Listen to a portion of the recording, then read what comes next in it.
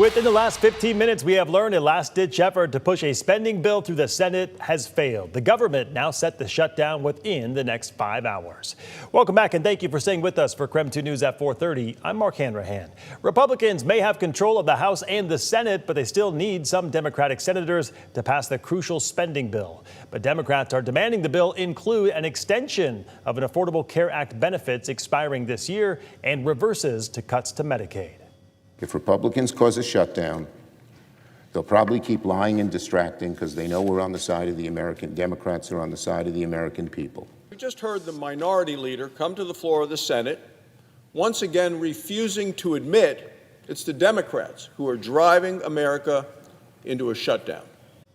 If the government does shut down tonight, hundreds of thousands of federal workers will face the threat of a mass layoff. The Food and Drug Administration may stop inspections. Some government programs, including SNAP, also known as food stamps, could also eventually run out. Flights may be delayed because of staffing shortages, although Spokane International Airport tells us they plan to operate as normal. The IRS would remain open, Social Security checks would still go out, and FEMA forecasters would remain on the job.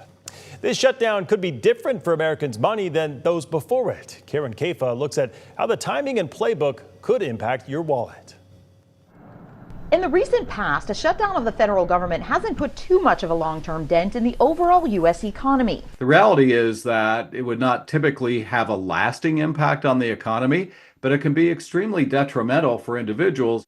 Those individuals, typically government workers, furloughed without pay until the shutdown ends. But with a sputtering labor market, Mark Hamrick, senior economic analyst at Bankrate, warns this time it could be different. This is a precarious time, and in some ways, given the fact that the U.S. economy has been seen currently or recently at an inflection point, having the lack of visibility on the job market is extremely inopportune. A government shutdown would delay the release of the Labor Department's monthly jobs report this upcoming Friday, which informs economists, businesses, and even the Federal Reserve about the state of the economy. Laura Ulrich, director of economic research for Indeed, says adding more uncertainty could further slow the economic engine. We certainly see that when times are uncertain, people have a harder time making decisions. So that slows down economic activity that we see amongst consumers, but also amongst businesses.